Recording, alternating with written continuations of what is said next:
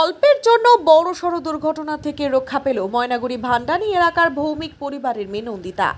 অ্যাটাচির ভেতর থেকে school bag বের করতে গিয়ে অজান্তেই নেড়ে বসলো বিষধর সাপ। ঘটনাটি ঘটেছে শুক্রবার ময়নাগুড়ি ভান্ডানি এলাকায়। জানা গিয়েছে এদিন নন্দিতা ভৌমিক নামে বাচ্চা মেয়েটি তার বাড়িতে একটি অ্যাটাচির ভেতর থেকে স্কুল ব্যাগ বের করতে গেলে হাতে নরম ভাব কিছু রাখায় ভালো করে দেখতে গেলে অ্যাটাচির ভেতর একটি সাপ দেখতে পায়। সাপ দেখে ভয়ে চিৎকার করে মায়ের কাছে দৌড়ে যায় নন্দিতা। পরে ময়নাগুড়ি পিপিএস এর কিউআরটি মেম্বারদের ঘটনার খবর দেওয়া হলে তারা দ্রুত ঘটনাস্থলে পৌঁছে সাপটিকে অ্যাটাচের ভেতর থেকে উদ্ধার করে নিরাপদ আশ্রয়ে ছেড়ে দেয়। এদিনের এই বিষয়ে ময়নাগুড়ি পিপিএস এর সম্পাদক কি জানিয়েছেন বিস্তারিত শুনবো।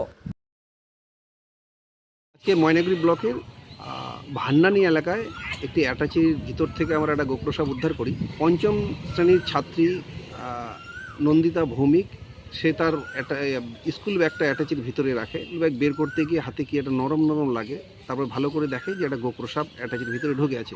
তখনই সে ভীষণ ভয় পায় এবং মায়ের কাছে ছুটে যায়।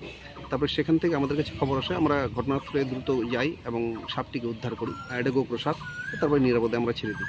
হ্যাঁ, বর্তমান যেভাবে গরম চলছে, সাপেদের ঠান্ডা জায়গা খুব প্রয়োজন। তাই এই গরমের হাত থেকে বাঁচতে বিভিন্ন ঠান্ডা জায়গা ওরা খুঁজতে গিয়ে মানুষের ঘরে ঢুকে যাচ্ছে, অ্যাটাচি হোক বা জুতোর মধ্যে হোক। মোট কথা তাদের ঠান্ডা জায়গা খুব প্রয়োজন। আর বিশেষ করে যেহেতু একটা গরমের সময়, এই সময়টা সাপের সিজন, তো এই সিজনে সাপের আনাগোনাটাই আমরা লক্ষ্য করতে পারি। বা এই সময়টা সাপেদের যে একটা প্রজনন ব্যাপার বা খাদ্যের ব্যাপার, এই খাদ্য সংগ্রহ করতে গিয়ে মানুষের ঘরে ঢুকে যাচ্ছে এবং তখনই সাপেদের মধ্যে একটা মানুষের একটা সংঘাত হচ্ছে। এইটা নিয়ে একটু সতর্ক থাকা দরকার, যেহেতু সামনে একটা বর্ষা আসছে। এই বর্ষার মধ্যেও কিন্তু সাপের আনাগোনা থাকবে। তো মানুষের মধ্যে আমরা সচেতনতা প্রচার চালাচ্ছি, যতটা সম্ভব আমরা মানুষকে চেষ্টা করছি সচেতন করার। আর এই বর্ষার সময় যাতে একটু সাবধান থাকে, সেই বিষয়ে আমরা মানুষকে সচেতন করছি।